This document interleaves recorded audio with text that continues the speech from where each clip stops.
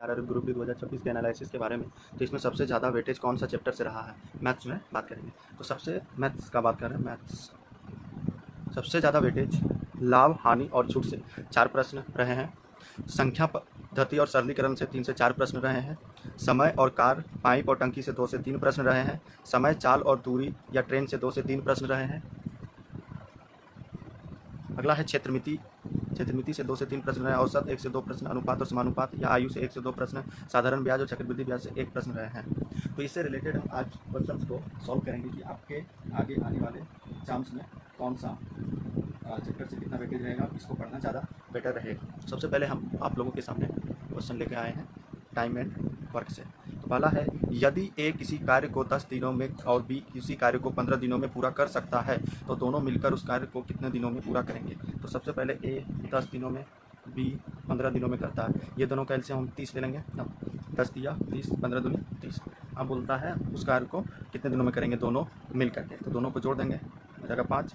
अब 30 में भाग दे देंगे 5 से, 5 छके 30, यानी 6 दिन में काम कंप्लीट हो जाएगा। ये हमारा आंसर हो जाएगा। अगला हम लोग बात करेंगे क्वेश्चन नंबर 2। ए और बी मिलकर किसी कार्य को 20 दिनों में कर सकते हैं। यदि ए अकेला उस कार्य को 30 दिनों में पूरा कर सकता है तो बी अकेला उस कार्य को कितने दिनों में करेगा। ए प्लस बी मिलकर 20 दिनों में, ए 30 दिनों में, एलसीएम 60, 20 दिया 60, 30 दूनी 60। तो बी अकेला उस कार्य को कितने दिनों में करेगा। ये दोनों मिलकर कर रहा है 3 दिनों में, ए अकेला 2 दिनों में, तो बी अकेला 60/1 बराबर 60 दिन में करेगा आंसर। अगला हम लोग क्वेश्चन नंबर 3 के बारे में बात करेंगे।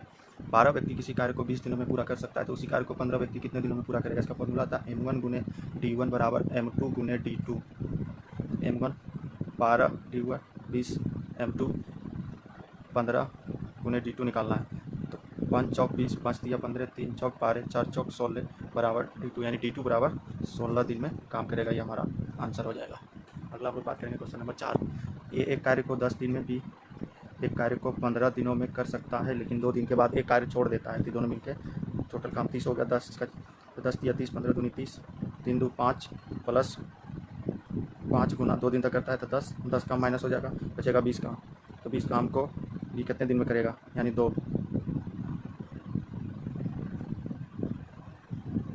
हैं क्या 20 दिन, यानी 10 दिन आंसर। 10 दिन हमारा आंसर हो जाएगा। अगला हम लोग बात करेंगे क्वेश्चन नंबर 5 के बारे में। क्वेश्चन नंबर 5 में बोलता है ए और बी किसी कार्य को 20 और 30 दिनों में पूरा कर सकते हैं। वे बारी बारी से कार्य करते हैं और एक कार्य शुरू करता है तो कितने दिन में पूरा होगा। ए 20 दिन में, बी 30 दिनों में पूरा कर सकता है, बी 30 दिनों में।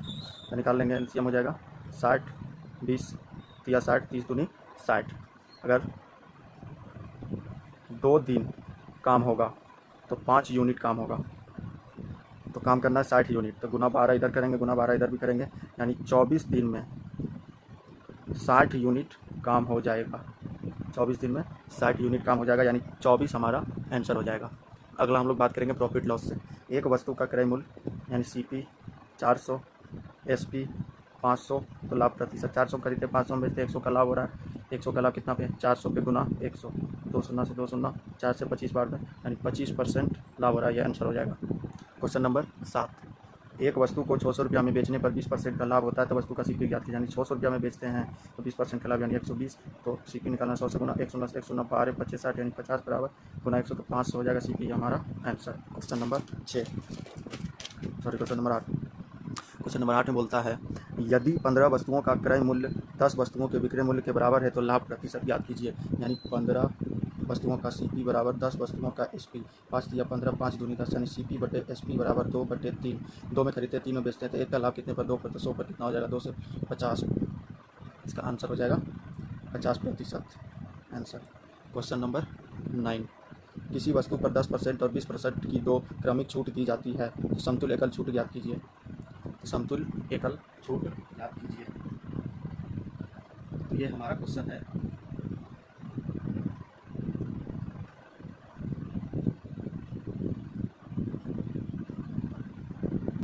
डिस्काउंट से क्वेश्चन है, इसका फॉर्मूला था सक्सेसिव से करेंगे, सक्सेसिव से सॉल्व करेंगे। सक्सेसिव मेथड में होता है x plus y minus x into y बटे 100, तो बराबर x का मान 10 प्लस 20 माइनस 10 गुने 20 बटे 100, 2 शून्य से 2 शून्य कट गया, 20 10 30 माइनस 2 बराबर 28% answer. Question number 10। Question number 10 बोलता है एक दुकानदार एक वस्तु को उसके अंकित मूल्य पर 20% की छूट देने के बाद भी 20% का लाभ कमाता है। यदि अंकित मूल्य 800 है तो क्रय मूल्य ज्ञात कीजिए। यानी 800 रुपया MRP है, इस पर 20% छूट दिया जाता है, यानी 80% में बेचा जाता है। तो 2 शून्य से 2 शून्य 64 640 रुपया। अब है 640 में बेचा जाता है, तो 640 पर 20% का लाभ कमाता है, यानी 120 CP निकालना था। 100 से गुना 1 शून्य से 1 शून्य 4 तिया 12 16 चौक 64 160 बराबर 1600 बटे 3, 3 से डिवाइड करेंगे तो 5 3 3 3.33 आंसर हो जाएगा। Question number 11। क्वेश्चन नंबर 11 में बोलता है एक आयताकार खेत की लंबाई 25 मीटर और चौड़ाई 15 मीटर, तो खेत का क्षेत्रफल ज्ञात कीजिए। तो क्षेत्रफल आयत का क्षेत्रफल बराबर होता है लंबाई गुने चौड़ाई, लंबाई 25 गुने 15 बराबर 15 पचे 75 के 5 बाकी 7 15 दूनी 30 और 7 37, यानी 375 इसका आंसर हो जाएगा वर्ग मीटर। Question number 12। एक बेलन के आधार की त्रिज्या 7 सेंटीमीटर, ऊंचाई 10 सेंटीमीटर, बेलन का आयतन ज्ञात कीजिए। तो बेलन का आयतन बराबर फॉर्मूला होता है पाई आर स्क्वायर इंटू एच। पाई का मान 22 बटे 7 गुने आर का मान 7 गुने 7, एच का मान 10, एक 7 से एक 7 कट जाएगा, 7 दूनी 14 के 4 बाकी 1 7 दूनी 14 बाकी 15 0 1 0 1540 सेंटीमीटर आंसर।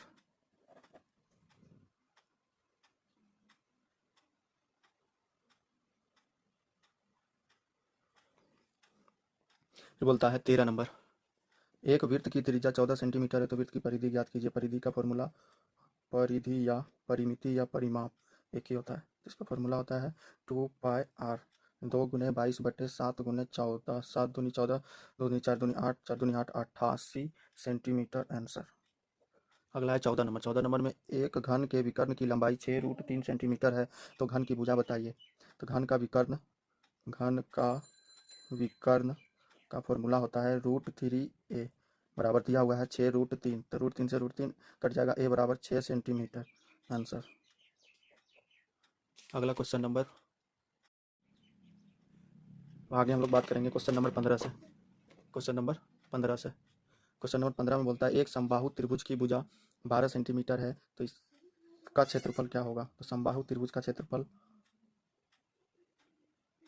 समबाहु त्रिभुज का क्षेत्रफल √3/4 इंटू ए स्क्वायर, तो इसका क्षेत्रफल ज्ञात किया। तो भुजा दिया हुआ है का मान, यानी √3/4 गुना 12 गुना 12 4 तिया 12 बतिया 36 √3 आंसर। अगला हो जाएगा 16 नंबर। 16 नंबर में है संख्या 4 के बाद जाएगा ज्ञात कीजिए, यानी 54, यानी 54 में 4 से डिवाइड कर देंगे तो 4 एकम 4 बचेगा 1, बताएंगे 4 तिया 12 बचेगा 2, यानी 7 के पावर 2 7 7 49, इकाई अंक 9, तो 9 इसका आंसर हो जाएगा। Question number 17। वह सबसे छोटी संख्या ज्ञात कीजिए जो इतना इतना से पूर्णतः विभाज्य हो जाए, 12 16 24 से विभाज्य हो जाए। इसका एलसीएम 2 छक 12 2 28 12 दूनी 24, फिर 2 से 2 तिया 6 2 चौक 8 2 छक 12, फिर 2 से 3 के 3 2 दूनी 4 2 तिया 6 3 से 3 एकम 3 2 का 2 3 एकम 3 3 दूनी 14 दूनी 12 दूनी 24 दूनी 48, इसका आंसर हो जाएगा।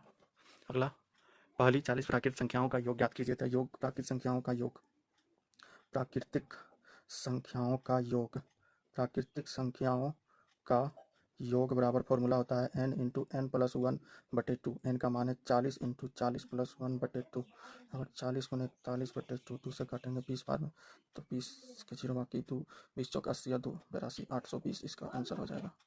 नंबर 18 19 में बोलता है यदि संख्या इतना इतना पूर्णतः विभाजित, तो 9 का मान ज्ञात कीजिए। तो 9 का मान होता है अंकों का योग, 9 का विभाज्यता का नियम, 9 का विभाज्यता का नियम, यानी अंकों का योग, अंकों का योग होता है। तो 54 32 x 7 का योग 21 होगा, प्लस x की जगह पे क्या रखते हैं 21 प्लस 100 करेंगे 27, तो 9 से डिवाइड हो जाएगा 9 27, तो 6 इसका आंसर हो जाएगा। Question number 20। दो संख्याओं का गुणनफल 48, तो उनका जब ज्ञात की जानी एलसीएम गुने एचसीएफ बराबर पहली संख्या गुने दूसरी संख्या, पहली संख्या गुने दूसरी संख्या। तो एचसीएफ है 48, एलसीएम नहीं पता, दोनों संख्या का गुणनफल 480, तो गुणाम उधर जाएगा, भागा में LCM बराबर 48, 480/48, 48 कट यानी 10, इसका आंसर हो जाएगा। क्वेश्चन नंबर 21, एक ट्रेन की चाल 72 किलोमीटर प्रति घंटा है, तो इसकी चाल मीटर प्रति सेकंड में क्या होगी? तो 72 गुने 5/18, 18 चौक 72, 5 चौके 20 किलोमीटर प्रति घंटा, सॉरी की मीटर प्रति सेकेंड, तो इसकी ये हो जाएगा इसका आंसर। एक कार 90 किलोमीटर प्रति घंटा की चाल से चलती है, 30 मिनट में वह कितनी दूरी तय करेगी?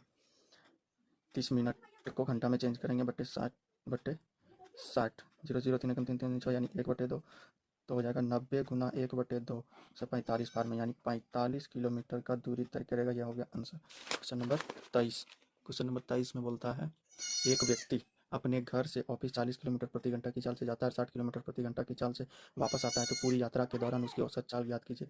यानी एवरेज स्पीड होता है 2 इंटू S1 गुने S2 बटे S1 प्लस S2 बराबर 2 गुने 60, 40 गुने 60 बटे 40 प्लस 60, तो हो जाएगा 2 गुने 40 गुने 60 बटे 100, 200 कट जाएगा, 624 गुने 48, इसका आंसर हो जाएगा। अगला है क्वेश्चन नंबर 24, 120 मीटर लंबी ट्रेन 60 किलोमीटर प्रति घंटा की चाल से एक टेलीग्राफ पोल को कितने समय में पार करेगी? तो 120 मीटर लंबी ट्रेन है, इसको 60 किलोमीटर प्रति घंटा की रफ्तार से पार करना है, यानी समय बराबर होता है दूरी बटे चाल। समय बराबर दूरी बटे चाल। दूरी कितना है? 120, चाल कितना है? 60, 100 से 100 6 दूनी 12। पहले इसको चेंज कर लेते हैं 60 किलोमीटर प्रति घंटा को मीटर प्रति सेकंड में, तो चेंज करने के लिए इसको करेंगे हम लोग 5/18 से डिवाइड, 6 18, 14 के 60, 10 बचे 50/3 हो जाएगा। 50/3 दूरी कितना है? 120, 50 गुना 3, 100 से 100 कट जाएगा, 12 36/5 यानी 5 7 35 बचेगा, 1 पॉइंट लेंगे, 5 दूनी 10 लगभग 7.2 आंसर। फिर बोल रहा है अगला, दो ट्रेनें जिनकी चाल क्रमशः 60 किलोमीटर प्रति घंटा और 40 किलोमीटर प्रति घंटा विपरीत दिशा में एक दूसरे की ओर आ रही है, तो यदि वे 10 सेकंड में एक दूसरे को पार करेगी तो ट्रेन की लंबाई ज्ञात कीजिए। तो इसका फॉर्मूला होता है S1 गुने S2 बटे S1 प्लस S2, 60 गुने 40 बटे 100, 200 हो जाएगा 24 किलोमीटर प्रति घंटा को मीटर प्रति सेकंड में चेंज करेंगे, गुना 5/18 से करेंगे, 6 चौक 24, 34 18, 5 चौक 20/3 हो जाएगा मीटर प्रति सेकंड में। 10 गुना कर देंगे, 10 से गुना करेंगे और हो जाएगा 200/3, 3 से काटेंगे, 3 छक 18, 19 20, 2 बचेगा, फिर 3 छक 18, 6.6% कुछ करके आंसर आएगा।